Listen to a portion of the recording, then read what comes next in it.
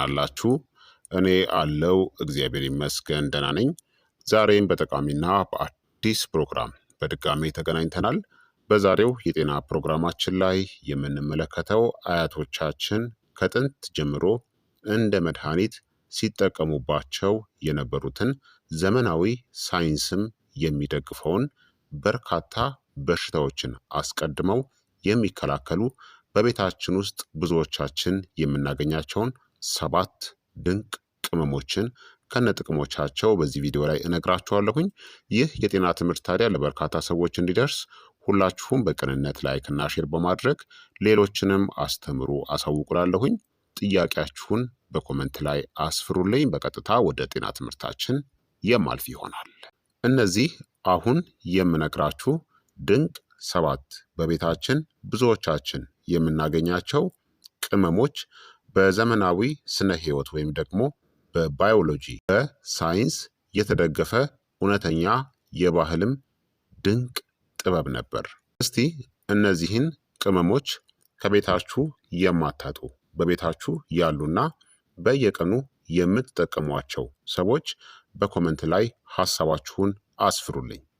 እነዚህ ቅመሞች ለጣዕም ብቻ አልነበሩም ጥቅም ላይ የሚውሉት በየቀኑ በጥቂት መጠን በተከታታይ የሚወሰዱ የዕለት ተዕለት መድኃኒቶችም ነበሩ። አሁን ግን ብዙዎቻችን የዘመኑ ሰዎች ችላ እያልን እናም በአመጋገባችን ውስጥ እምብዛም አንጠቀማቸውም። ይህ ትልቅ ስህተት ነው። ነገር ግን እነዚህ ቅመሞች እውነትም ሳይንስ የሚደግፋቸው የተፈጥሮ ድንቅ የሆኑ መድኃኒቶች ናቸው። ከመድኃኒት እኩል እንዲሁም ደግሞ ዘውትር ስትጠቀሟቸው አልፎ ተርፎም ከመድኃኒት በላይ የሚሰሩ ድንቅ ፈዋሽ ቅመሞች ናቸው። የመጀመሪያውና አንደኛው እርድ ነው። ወርቃማው ፈዋሽ የሆነ ቅመም እርድ ለመገጣጠሚያ ህመም፣ ለቁስል ፈውስ፣ ለሆድ ችግሮች፣ ለውስጣዊ ብግነት ወይም ደግሞ ኢንፍላሜሽን ይሰራል። እርድ ኩርኩሚን የተባለ ንጥረ ነገርን ይይዛል። ይህ ንጥረ ነገር ስር የሰደደ ብግነት ወይም ደግሞ ኢንፍላሜሽንን ያረጋጋል፣ ነርቮችን እናም መገጣጠሚያዎችን ይጠብቃል፣ የጉበት መርዝ የማስወገድ ሂደትንም ይደግፋል፣ የህመም ምልክቶችንም ይቀንሳል። እርድን ለመጠቀም ግማሽ የሻይ ማንኪያ እርድና ትንሽ ቁንጥጫ ቁንዶ በርበሬን በሞቀ ወተት በሻይ ወይም ደግሞ በምግብ ውስጥ ጨምራችሁ ምሽት ላይ ቢወሰድ ደግሞ በጣም ተመራጭነት አለው። ሁለተኛው ድንቅ ቅመም ዝንጅብል ነው። አስገራሚው መድኃኒት ነው። ዝንጅብል ለእጅና ለእግር መደንዘዝ፣ ለማቅለሽለሽ፣ ለመገጣጠሚያ መገታተር፣ ለሆድ አለመመቸት ይጠቅማል። ዝንጅብል እንዴት ይሰራል? ዝንጅብል የደም ዝውውርን ያሻሽላል፣ ብግነት ወይም ደግሞ ኢንፍላሜሽንንም ይቀንሳል፣ ሆድን እናም ነርቮችንም ያረጋጋል። ህመም ወደ አንጎል በከፍተኛ ሁኔታ እንዳይጓዝም ይረዳል። ለመጠቀምም ትኩስ ዝንጅብል ከትፎ በሙቅ ውሃ ውስጥ መጨመር ወይም ደግሞ ከሩብ እስከ ግማሽ የሻይ ማንኪያ ደረቅ የዝንጅብል ዱቄትን በሻይ ውስጥ መጠቀም ከምግብ በኋላ ወይም ደግሞ ማታ ቢወሰድ ይመረጣል። ሶስተኛ ነጭ ሽንኩርት ነው።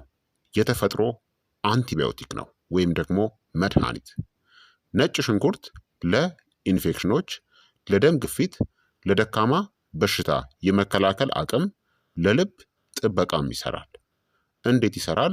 ነጭ ሽንኩርት አሊሲንን ይይዛል። ይህም ጎጂ ባክቴሪያዎችን ይገድላል፣ የደም ፍሰትንም ያሻሽላል፣ ብግነት ወይም ደግሞ ኢንፍላሜሽንንም ይቀንሳል፣ ነርቮችንም ከኦክሲዲቲቭ ጉዳት ይጠብቃል። ነጭ ሽንኩርትን ለመጠቀም አንድ ፍሬ ወይም ደግሞ ፍንካችን ነጭ ሽንኩርትን ላጡና ጨፍልቁት ወይም ደግሞ አርቅቁት። ከዛም ከ5 እስከ 10 ደቂቃ ጠብቁት አሊሲን የሚባለው ውህዱ እንዲለቀቅ። ከዛም ከምግብ ወይም ደግሞ ከሞቀ ውሃ ጋር ዋጡት። ጠዋት ወይም ደግሞ ማታ ብትወስዱት ይመረጣል። አራተኛው ድንቅ ቅመም ቁንዶ በርበሬ ነው። ብላክ ፔፐር የምንለው ይህ አነቃቂው ነው። በባህላዊው መንገድም በዘመናዊው መንገድም በፍጹም ለብቻው ጥቅም ላይ አይውልም ብዙ ጊዜ ማለት ነው። ሁልጊዜ ከሌሎች ቅመሞች ጋር በመቀላቀል ነው ጥቅም ላይ የሚውለው። ቁንዶ በርበሬ ግን ድንቅ የሆነ ቅመም ነው። የንጥረ ነገሮችን መምጠጥን ይጨምራል፣ በተለይ የእርድን ማለት ነው። የምግብ መፈጨትንም ያሻሽላል። የነርቭ ምልክቶችንም በቀስታ ያነቃቃል። የደም ዝውውርንም ያጠናክራል። ቁንዶ በርበሬን ታዲያ ለመጠቀም በእርድ ውስጥ በሾርባ ወይም ደግሞ በሻይ ላይ አንዲት ቁንጥጫ ወይም ደግሞ በጣም ጥቂት መጠን በአውራጣታችሁ ያክል ይዛችሁ በመጨመር መጠቀም። በየቀኑ ትንሽ መጠን በጣም ጥቂት ከተጠቀማችሁ በቂ ነው። ማለትም በሻይ ማንኪያ ወደ 1/8 ወይም ደግሞ 1/16 እንደማለት ነው። አምስተኛው ድንቅ ቅመም ደግሞ ቀረፋ ነው። የደም ስኳር አረጋጊው ድንቅ ቅመም። ቀረፋ ለደም ስኳር በሽታ፣ ለቅዝቃዜ ተጋላጭነትን ለመቀነስ፣ ለምግብ መፈጨት ድክመትን ያገለግላል። እንዴት ይሰራል? ቀረፋ የኢንሱሊን ሴንሲቲቪቲን ያሻሽላል። በከፍተኛ ስኳር ምክንያት የሚመጣን የነርቭ ጉዳትንም ይቀንሳል። የደም ዝውውርንም ያሻሽላል። ብግነት ወይም ደግሞ ኢንፍላሜሽንንም ያረጋጋል። ለመጠቀም ቀረፋን ሩብ የሻይ ማንኪያ ቀረፋን በሞቀ ውሃ ወይም ደግሞ በሻይ ውስጥ መጠቀም። ከመተኛት በፊት ወይም ደግሞ ከምግብ በኋላ ቢወሰድ ይመረጣል። ቢቻል እውነተኛውን ቀረፋ ሴሎን የምንለውን ተጠቀሙ። ስድስተኛው ድንቅ ቅመም ደግሞ ብዙዎቻችን የምንጠቀመው ቅርንፉድ ነው። ህመም ማስታገሻው ድንቅ ቅመም ነው። ቅርንፉድ ለጥርስ ህመም፣ ለድድ ኢንፌክሽን፣ ለሆድ ህመም፣ ለጉንፋን እናም ለሳል ይጠቅማል። ቅርንፉድ እንዴት ይሰራል? ቅርንፉድ ኢዩጅኖልን ይይዛል። ኢዩጅኖል ደግሞ ተፈጥሯዊ የሆነ እናም ህመም ማስታገሻ ነው። ጸረ ባክቴሪያ፣ ጸረ ብግነት ወይም ደግሞ አንቲ ኢንፍላማቶሪ ውህድ ነው። ቅርንፉድን ለመጠቀም አንድ ቅርንፉድን በቀስታ ማኘክ ወይም መቆርጠም ትችላላችሁ። ወይም ደግሞ ከ2 እስከ 3 ቅርንፉዶችን በሻይ ውስጥ አፍልታችሁ መጠጣት ወይም የቅርንፉድ ውሃን መጠቀም ትችላላችሁ። ከነርቭ ጋር ለተያያዘ ህመም በጣም ጥሩ ነው። ሰባተኛው ፈዋሽ የሆነው ደግሞ አብሽ ነው። ጥንካሬ ሰጪ ነው።